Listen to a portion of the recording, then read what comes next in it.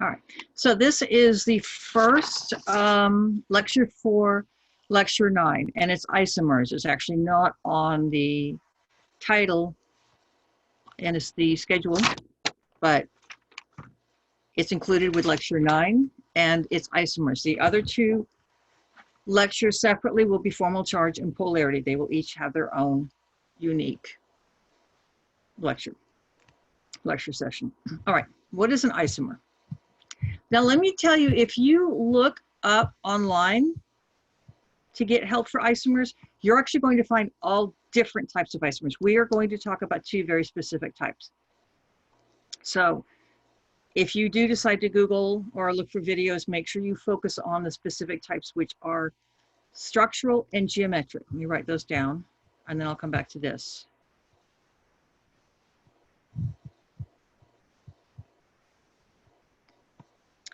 So the isomers we're dealing with here, and yes, it's another I word. We have ions, isotopes, and now we have isomers. So you want to be careful not to get them mixed up. So we have structural and geometric. So there are other types of isomers. This is what we are going to work with this semester. Structural is the connections. What's connected to what? Geometric is the geometry. I'll call it location. Geometric involves multiple bonds. Yeah, I can spell. Try that again. So to have a geometric isomer, you have to have multiple bonds. I'm going to go into all of this, but this is a quick overview. A structural isomer is what's connected to what? The order in which they're connected, your atoms, talking about your atoms. Geometric isomer is the location because you have multiple bonds, and so therefore you don't have rotation. I'll go into all that. All right, so I'll come back to that. Let's go to the slide. This is in the same lecture I've been doing. All of this whole week is in this Lewis and Vesper structure lecture set slides. I think it's module 6. So isomers are molecules that have the same molecular formula. They have the same number of carbons. They have the same number of hydrogens. They have the same number of oxygens, whatever is making them up. That's identical. But the way they are arranged is different. What's connected with what, where they're placed. So different internal organizations. As a result, you actually have completely different compounds. They have different chemical and physical properties, different reactivities, which is part of a chemical property, different, densities.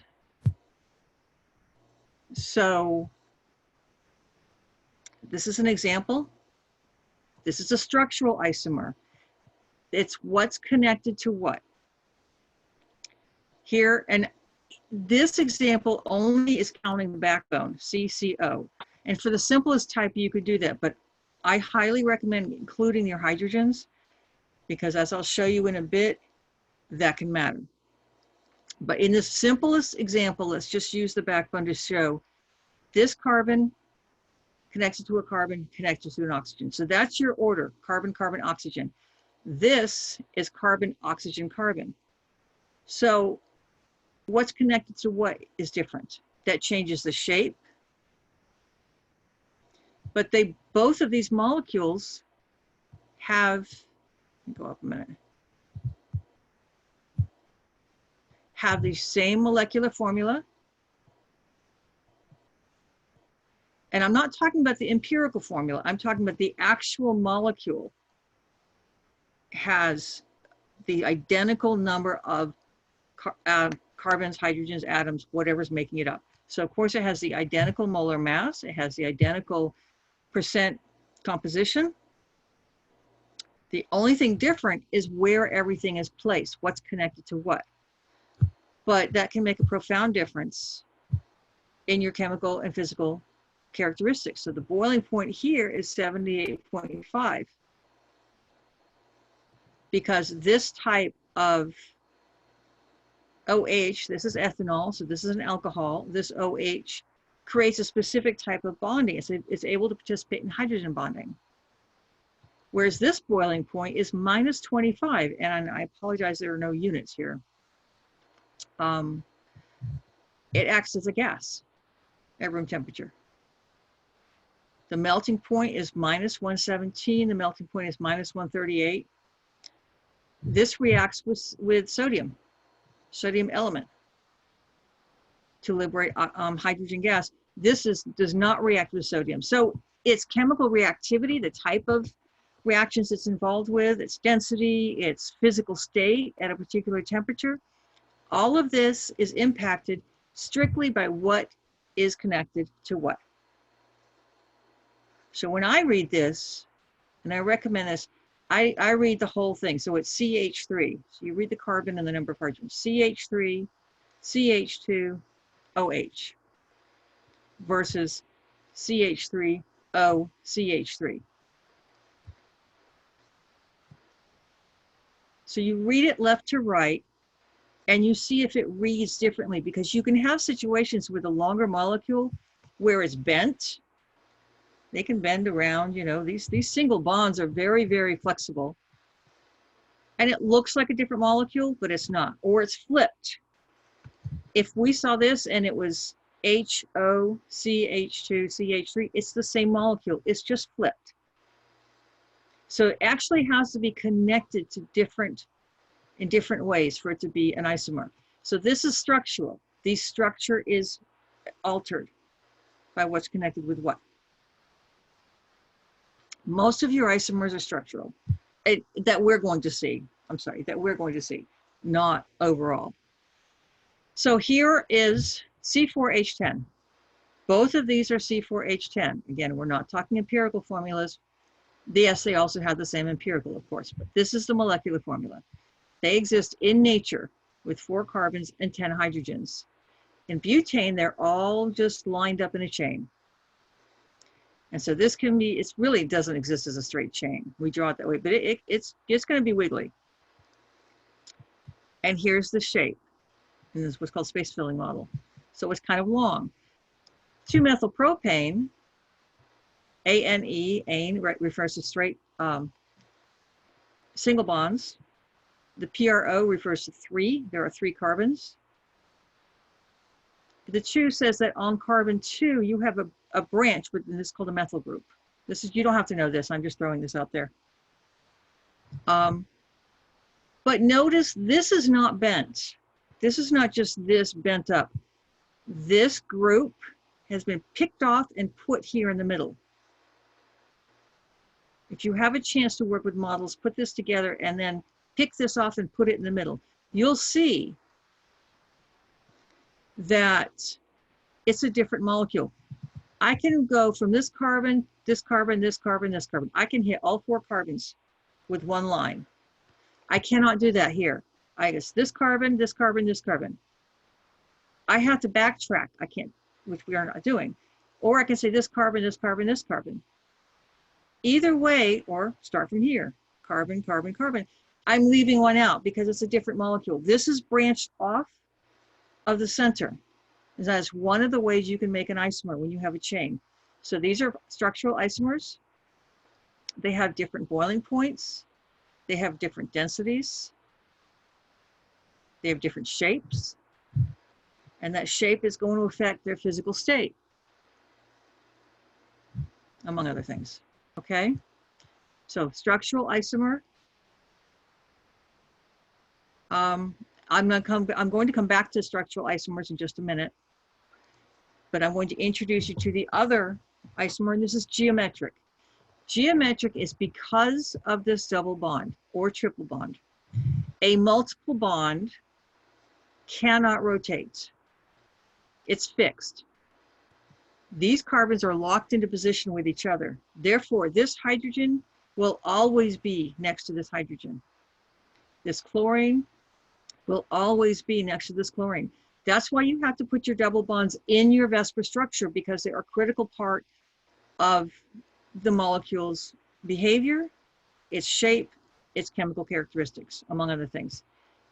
Because this is fixed, this chlorine will always be opposite this chlorine, and this hydrogen will always be opposite this hydrogen. So these have the same atoms. It even has the same backbone, 2 carbons, double bonded. But because of the way the outside atoms are arranged and the fact that it's fixed, you have different molecules with different chemical characteristics and physical characteristics. What physical state it's at what temperature, whether it's a liquid, a solid, or a gas. We call this one, when it's on the same side, it's called a cis. When it's opposite, trans means across, we call it trans. So you'll hear me talk about cis and trans. It's just a convenient way of talking about you have the same atom on one side, or you have different atoms on one side. And really somewhat the same atom across from each other. So another way, all right, so I'll go over these and then I'll go back to a couple examples. Back to structural. This is just some of the different ways carbon hydrogens can be combined. What the line here represents, there are more atoms on the end here. So this is attached to something. So if you have 3 carbons and hydrogens, it can be attached this way, or this one can be branched off of it. Since this has more molecules, this is branched off. This is in a line, or we took this, one of the carbons, and we branched it off here. This is not bent. I can't, here I can cover all of the carbons in one line. I can't do that here. It's not bent. It's actually branched off. This is branched off because remember, this line means it's continuing. There's more molecule over here. So we're gonna go molecule, molecule, you know, atom, atom, atom, atom, atom, atom. I can't get this one. This is branched off. And here is a T-butyl.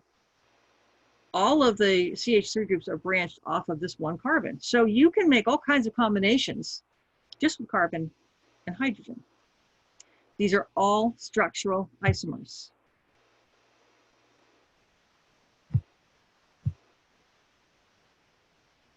Now, this slide has a couple of issues.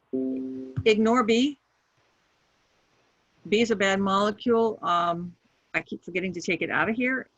It doesn't even exist, so just ignore B. And H, there's an invisible hydrogen here, so use your imagination. There wasn't room, apparently whoever made the slide. So there is a hydrogen here. All right, eventually I'll find a better slide. So here is, for this example, we can read just the skeleton. But in another example I'm going to do on the whiteboard, I'm going to show you why I don't do that. But we are for this. So CCCO. That's how I read it. Okay, is this an isomer? Well, OCCC.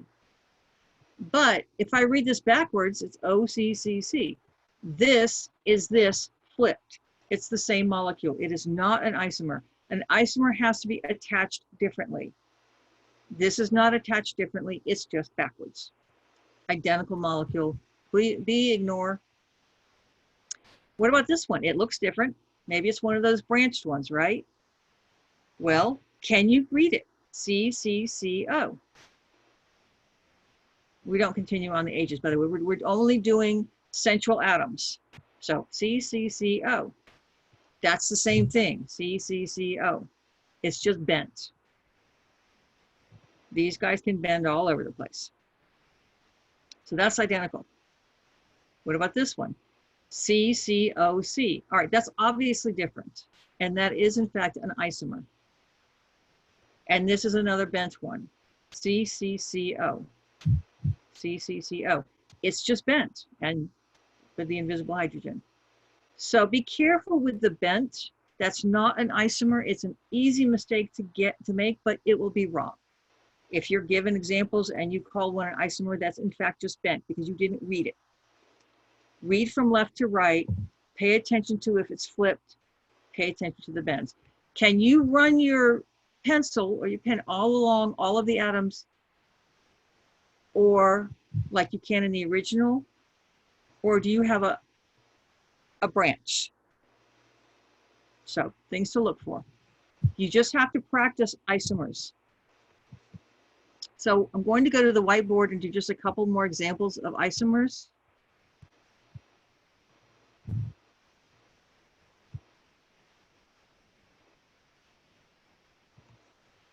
So here are your titles. Again, if you look these up to look for videos or extra help, be aware there are more types of isomers. So specifically look up structural isomer, geometric isomer. Just to touch on something with the geometric.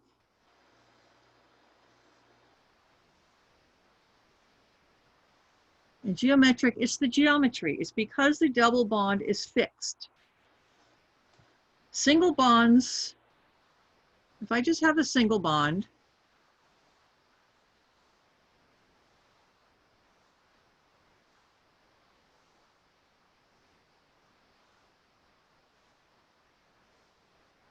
this is not going to have an isomer, by the way.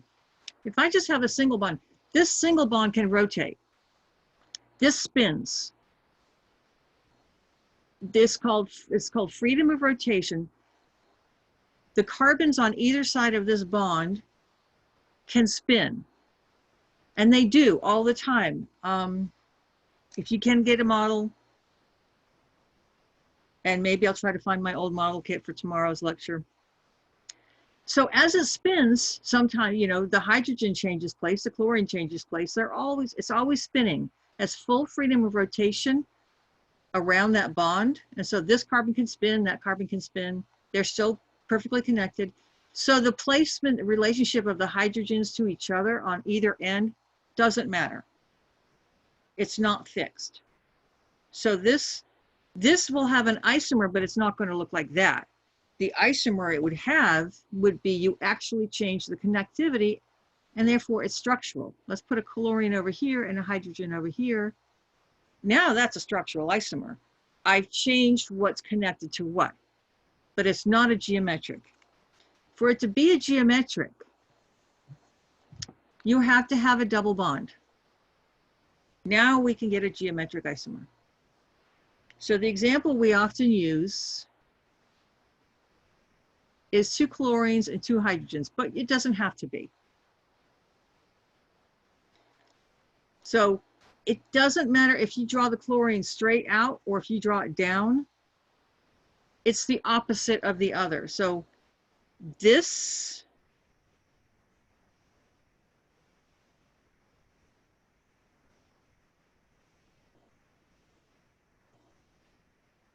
is the same as if I drew them down. It doesn't matter if you draw it straight out or down. The point is, it's on the opposite side of your hydrogen. Straight out, down, it doesn't matter.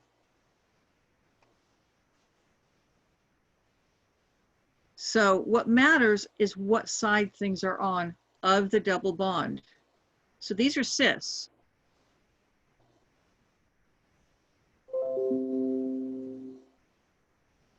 If I put them opposite each other,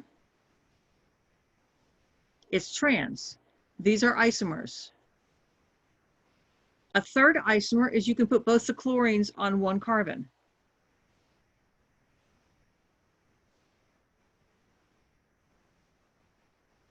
All right, it's tiny, but right. So you can put both the chlorines on one carbon.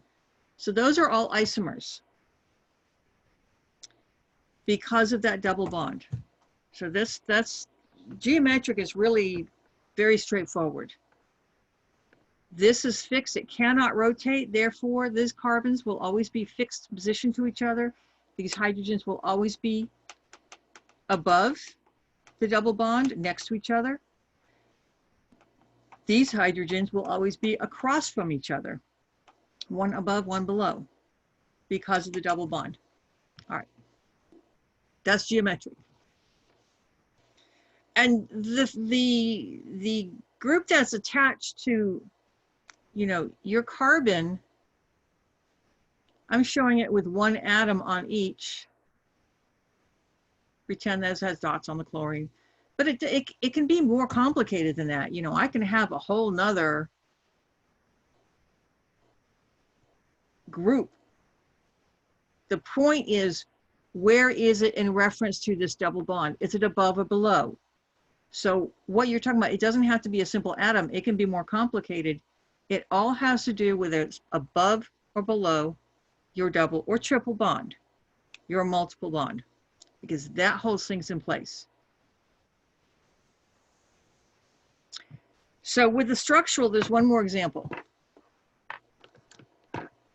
Need a whole set of black pens.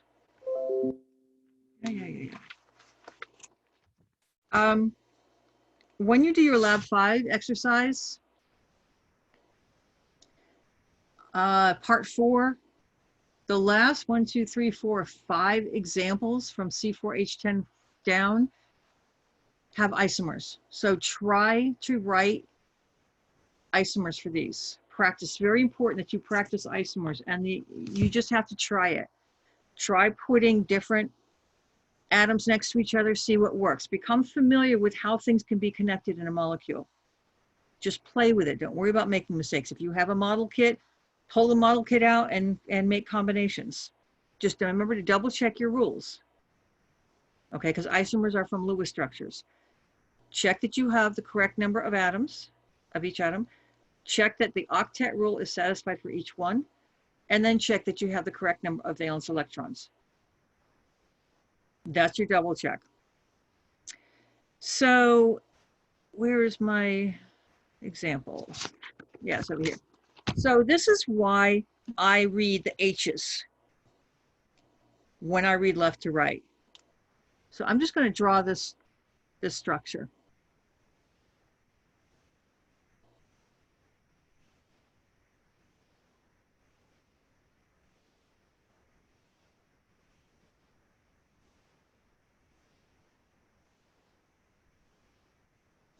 Okay.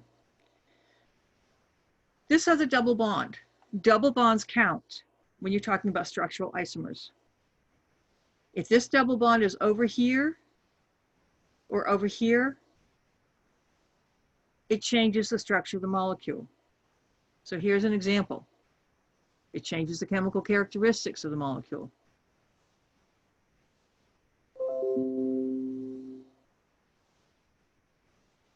I'm going to move my H down here so it doesn't butt up against that.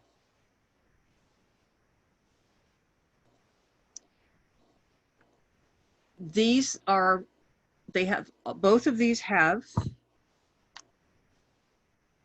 3 carbons, right? 1, 2, 3, 4, 5, 6. Let's double check this. 1, 2, 3. Did I count that right? 1, 2, 3, 4, 5, 6. Yes. And an O. Both of them have that molecular formula, but they're isomers. Because if you were to read just the skeleton, the backbone, you would read carbon, carbon, carbon, oxygen, carbon, carbon, carbon, oxygen. And yet they're not correct. They're not identical molecules because of the double bond. So I read the H's.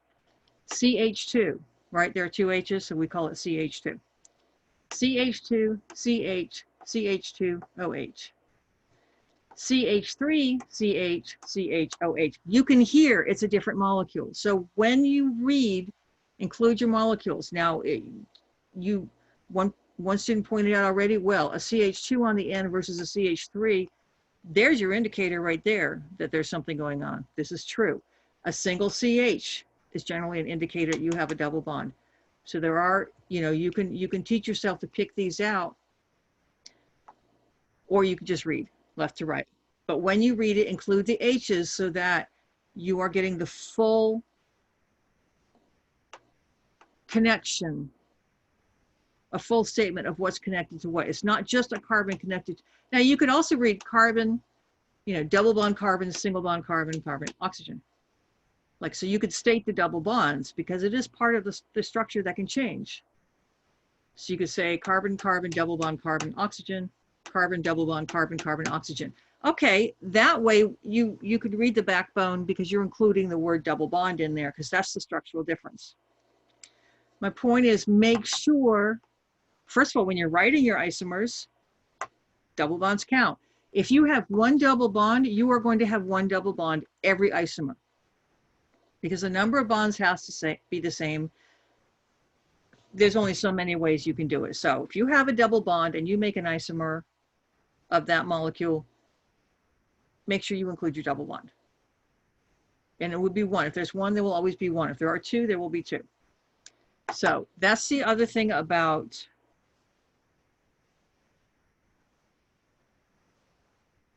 isomers. Yeah, my brain just went blank.